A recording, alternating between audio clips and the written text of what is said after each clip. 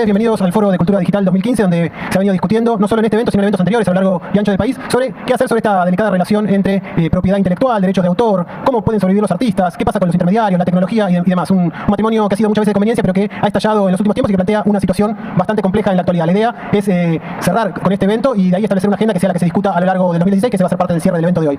Como primer plato fuerte, como para empezar así tranquilos, tenemos por videoconferencia a Julián Assange, así que ahora yo voy a pasar directamente a hablar en inglés. Aquellos que necesiten se pueden poner los auriculares y así recibir una traducción simultánea, y esperaremos que en cualquier caso, para quienes no lo tienen o no hablan tan fluidamente inglés, el audio sea lo suficientemente claro como para que todos nos entendamos. So, let me warmly welcome you, Julián Assange. I hope you're getting me clear. Esperemos que nos escuches claramente.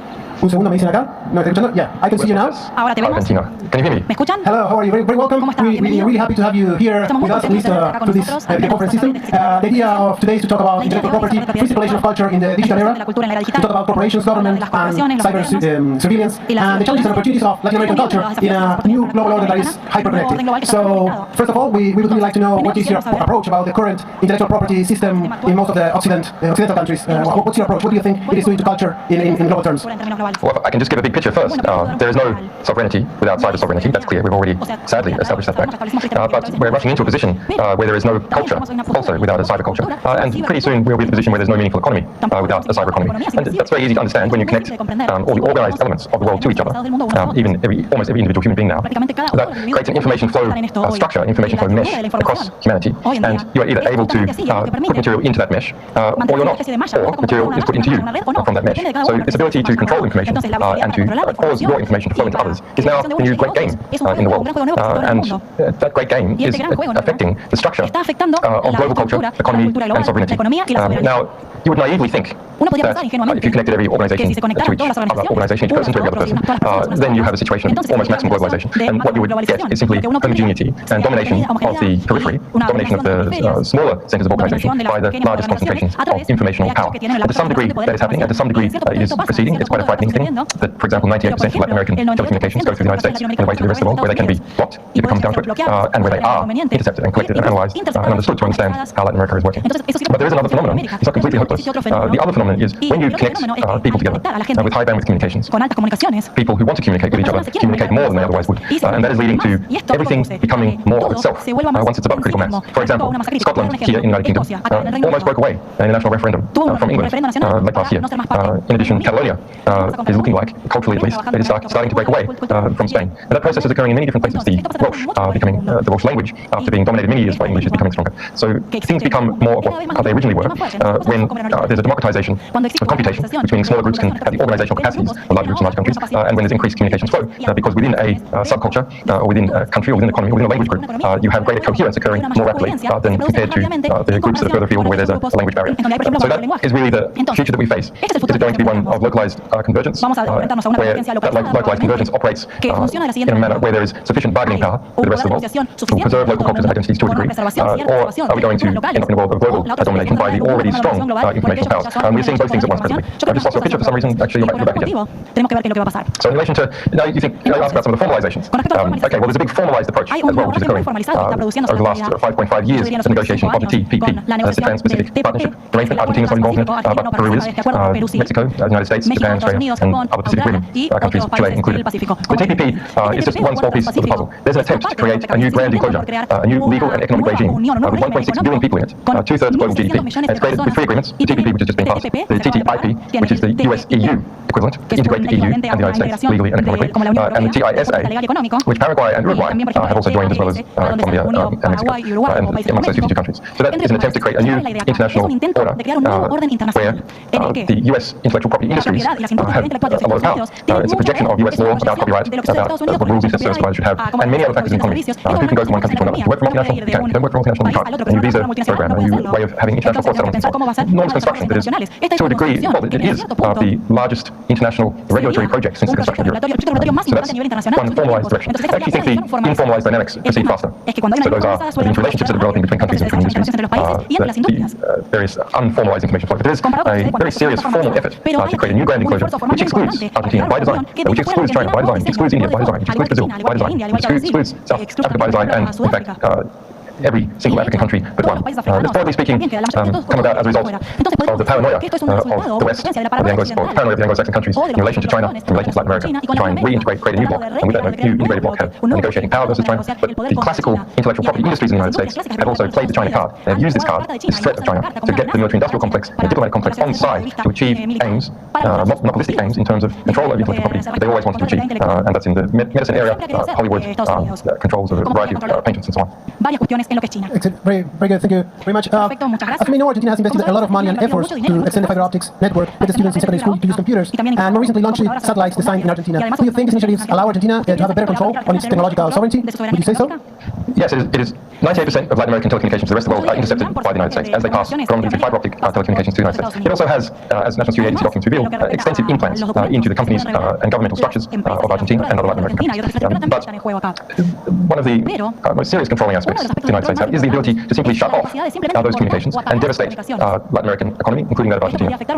That's why alternative fiber optic cables laid to Europe and the rest of the world, into Asia, across the Pacific, why satellites, and why the fiber ring that is being constructed within Latin American states is so important. Otherwise, Latin American states simply have to make those compromises. There's no doubt, for example, that if the Malvinas conflict started up again, the United Kingdom would not only use its extensive penetration of Argentinian systems to make a counterattack, but rather it would apply pressure to the United States to apply electronic sanctions on Argentina, limiting its ability to maneuver. Okay, I see. You partially already answered this question, which is that according to the report 2015, the special 301 report from the United States, Argentina became part of the blacklist of intellectual property. How would you say that can affect Argentina to be on that list?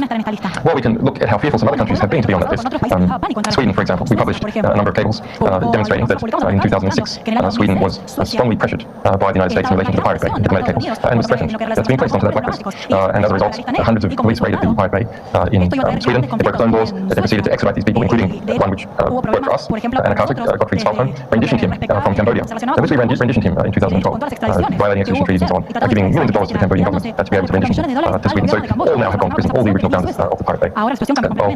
So it does show, unless a state is strong and is well supported by its population and its businesses, that is the result. The states just get pushed around. But I think in terms of practical consequence for Argentina, you have to look at what has been done recently. There are quite a number of states on the blacklist. It might even be a good thing. In fact, I would say it's almost certainly a good thing. The results are fewer exports of Hollywood products to Argentina, presumably some kind of blacklisting of US software, for example. And it might even make Argentina more domestically independent in terms of its own intellectual property production.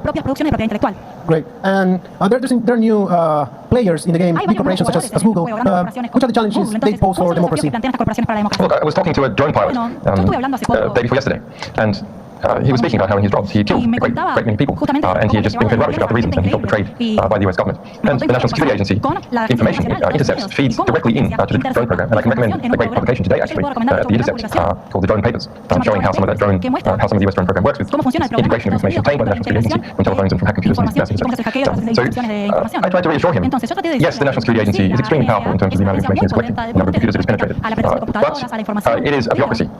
It is a horrible bureaucracy. It is not a nice place to work. It is deeply incompetent, and the surrounding bureaucracies, the contractors in the military industrial sector, are also extremely corrupt. Secrecy breeds corruption and incompetence because you can't see what is going on. For example, look at the former Argentinian intelligence chief who has now fled to the United States. Why was he in that position where he could act in such a corrupt manner? It's because of the secrecy of intelligence agencies. That's why intelligence agencies are very dangerous in relation to democratic oversight. That's why some of these reforms that have been proposed in Argentina are so important that they be completed. But in the end, corruption, incompetence, and bureaucracy has been the only thing that has saved Latin American sovereignty. Not its own corruption and incompetence of Latin American agencies, they are of course that as well, but that of the United States. These extremely large structures in the United States are deeply corrupt, bureaucratic and incompetent. And that's why we, for example, could, even from me in this embassy, surrounded by more than $21 million of surveillance has been admitted to targeting me, were able to, in a head-to-head contest, get Edward Snowden out of Hong Kong and get him asylum in Russia. It's absurd. The greatest manhunt the world has ever seen. How can a small investigative publisher win in such a case? It can only be because we're so great. It can only be because the other side is deeply incompetent. So the problem becomes the commercial organizations. Google is not deeply incompetent and formally corrupt. It is not. It operates in a competitive commercial sector where most of what it is doing is visible to its commercial clients, and where it will soon be, its abilities will soon be eclipsed by others. For example, Apple, if it doesn't continue to expand. the US government then couples to these quite efficient commercial organizations, in the case of Google, sticks its fangs into that vast stream of data that Google's collecting from around the world, collecting from more than 80% of smartphones, which run on Android and Google Cloud. Similarly, organizations like Google are now starting to provide engineering for basic government services. Yes, that includes obviously many government employees using Gmail, for example, but it includes maps for city councils, fiber optics for city councils, databases for, in some places, traffic lights. There's a number of other corporations involved, such as Circo or G4S, which run the prison system here, which in fact was responsible for maintaining an electronic manacle attached to my ankle when I was under house arrest, and reported back to the British government every second. These commercial organizations have competencies because they are also involved in non-secret processes that government intelligence agencies do not have. When the two merge together, which they inevitably do, then that is a serious threat to democracy, even within the United States, but certainly to democracies outside the United States. Great. And how important would you say hackers and whistleblowers are to the possibility of creating a more democratic society? Do they have a key role in changes in this scenario you're describing?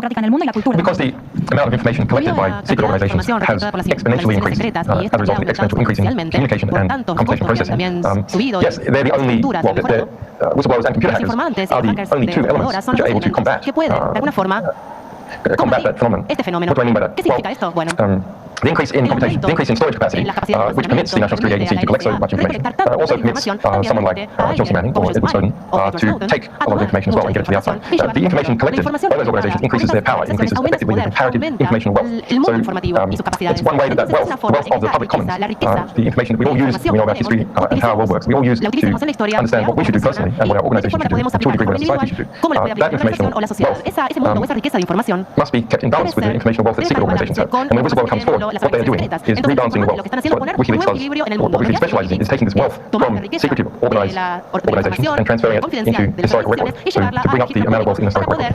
Would you say it's possible to start thinking in an internet that helps people to be free, or is it already condemned to be a device for surveillance and control? Well, I mean, we've been a little bit talking about all this, but what's your expectation from the future? Where do you think the balance is heading now? The internet is clearly the greatest threat to human civilization that the world has ever seen. That's a fact. If we look at previous threats to human civilization, what's the largest, most recent one?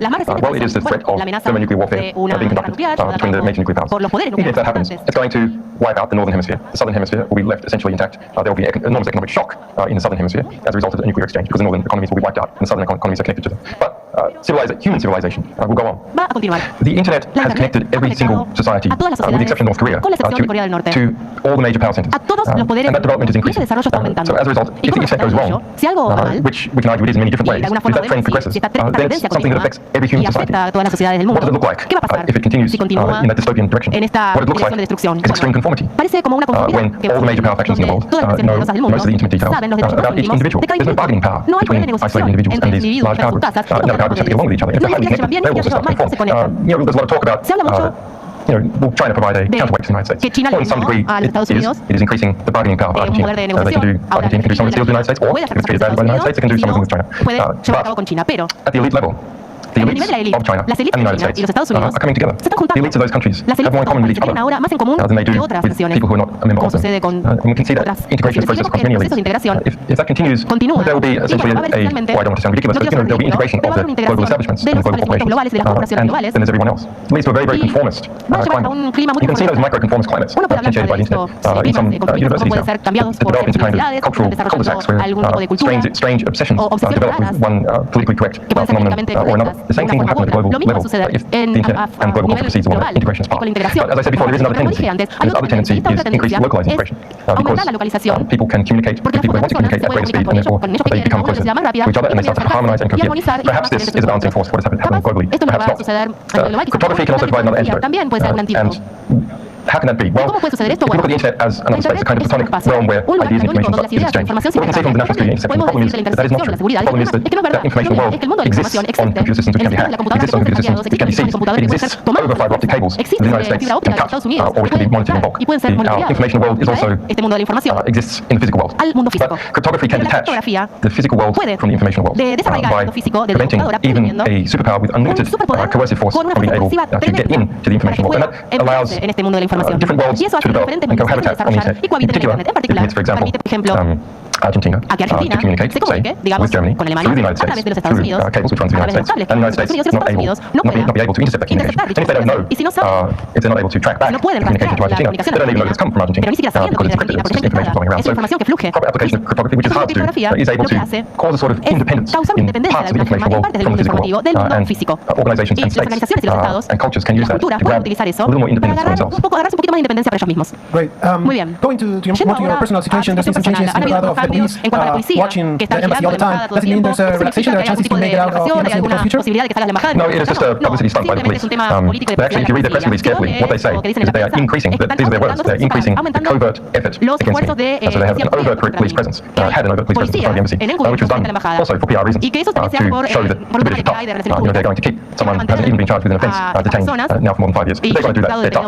And those policemen standing there were there to provide an image for the world. But most of the money has gone on covert surveillance. It's very easy to do the mathematics. They have spent $21 million US dollars. They hate to spend $21 million US dollars on surveilling me here over the last 3 years. That breaks down to 164 full-time police at the starting police salary. Now, there's a range of salaries involved, so it's around 100 once you include senior police, once you include costs. It winds up at about 70 full-time police in the surveillance, intelligence, analysis, and managing effort around the embassy. I mean, even today, we can see them out there now in a range of cars, civilian cars parked en autos de around the vigilancia que están acá alrededor de la embajada. And talking about the future of Y hablando del futuro journalism, del how is periodismo journalism playing y and how it is cómo being se va a challenged by desarrollar el new futuro y cuáles son media los desafíos de las organizaciones de medios, las wikis, to present information in que presentan información de otra forma. ¿Vos dirías que podría haber una apertura en el periodismo general y distribuir otro tipo de información? ¿O ves que el periodismo está cerrando y reforzando el establecimiento del status quo?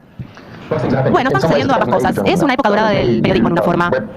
Hay muchos videos, canales de video en internet, hay revistas, pero consolidación también que está sucediendo con las nuevas startups, por ejemplo. Google es un buen ejemplo de esto. Es una empresa innovadora. En realidad, Google tiene buena innovación, tiene motor de búsqueda, pero es fácil que escale, este motor escale. Pero Google ha sido una empresa que ha comprado a otras, como por ejemplo Android, y las innovaciones se han dado y se han consolidado con un poder informativo en Google. Ahora, si hubiese un regulador de negocios global, ¿qué haría? Bueno, prohibiría a Google que compre a YouTube, por ejemplo. Estos dos negocios necesitan competir el uno con el otro. No, y evitarse la monopolización. Pero no hay una regularización a nivel global. Y el mercado de Internet es un mercado global. Entonces siempre va a haber problemas con los monopolios que aparezcan y que no puedan romperse o desglosarse en este mercado global. Lo mismo sucede con las nuevas formas de periodismo. El problema es que una vez que empiezan a ser exitosos, son compradas por los grandes jugadores del mundo, ¿no? Por los grandes establecimientos. Y eso no sucedió con Wikileaks, porque nosotros somos un negocio que nadie quiere comprar, por obvias razones. So, we're having elections very soon here in Sabes que Argentina. tenemos elecciones pronto en la Argentina. ¿Cuáles serían tus 3 consejos principales al próximo presidente en el área tecnológica? Bueno, en primer lugar, no hay soberanía sin cibersoberanía. Entonces, los esfuerzos por producir cibersoberanía en Argentina son muy importantes. Ahora existen varias maneras de hacer esto y obviamente tenemos que tener en cuenta también las funciones de inteligencia para ver qué es lo que pasa con las agencias nacionales de seguridad y también con el equivalente en el Reino Unido. Y también hay que desarrollar una capacidad local. Cuando vemos el desarrollo de la capacidad local en muchas de las industrias de Internet, veo por ejemplo el caso de los Estados Unidos. Los Estados Unidos proyectaron a otros países una historia falsa sobre cómo produjeron su capacidad. Y eso es lo que querían hacer para poder sacar la escalera, por decirlo de alguna manera. ¿Qué querían ellos? Hacer una inversión fuerte en seguridad nacional de todo su aparato para producir, por ejemplo, semiconductores, chips de silicio, computadoras y todo esto. Entonces, se subsidió el mercado de capitales de riesgo para permitirle a todos los inversores que participaran. Y esta fue la historia del Silicon Valley, el Valle del Silicio. Pero hay un historiador de California que escribió la historia secreta del Silicon Valley y que describe la situación real, la inversión del gobierno, no tanto en las compañías, sino en las universidades. De manera que los graduados tomaran los productos intelectuales que habían desarrollados en la universidad y empezaran sus compañías. Entonces decían, bueno, nosotros vamos a comprar cosas, el gobierno decía, vamos a comprar cosas de las empresas chiquitas para que puedan crecer.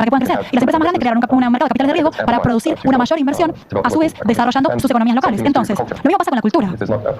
Si no hay una inversión correcta y si no hay un subsidio en la cultura, entonces la cultura no funciona. En Latinoamérica y en Argentina hay mucha influencia de Hollywood, pero sé que Argentina también tiene una buena producción local en lo que respecta a la industria cinematográfica. Argentina es un país que no es lo suficientemente grande para hacer algunas de estas cosas por sí mismo. Entonces tiene que hacer un escalamiento hacia arriba de la economía para poder soportar ciertas iniciativas, como muchos de los países de habla hispana en América Latina. Entonces aquí lo que surge es la pregunta, ¿quién va a tomar liderazgo con lo que respecta a la cibersoberanía? Y me parece que lo natural sería que Argentina tomara ese rol, por la calidad de sus universidades, por la capacidad de su población y por su gran capacidad de idioma español. Si Brasil tomara este rol, la situación se complicaría porque es un país de habla portuguesa y además es un país muy grande. Entonces Argentina, al tener tanta capacidad de ser un país de habla hispana, sería natural que Argentina sea el líder y que busque este liderazgo antes de que sea demasiado tarde. También hay una esfera ideológica importante y esta ideología que se ha desplazado hacia afuera a través del, como lo que hicieron en el Silicon Valley en Estados Unidos, esta idea que querían mostrar. Y ellos piensan que el futuro del mundo es solamente el futuro del capitalismo y eso es lo que ellos transmiten. Y ellos dicen, este es el futuro del mundo. Entonces, la izquierda, incluso la derecha argentina, tiene que desarrollar una narrativa, un diálogo sobre cuál va a ser el futuro de la tecnología allí y en Latinoamérica. O incluso el diálogo que se está produciendo en el Silicon Valley. ¿Por qué? Porque esta narrativa ideológica que produce el Silicon Valley, que como dijimos es falsa, pero está allí. ¿Y qué hace? Le da más poder al Silicon Valley y le da una gran capacidad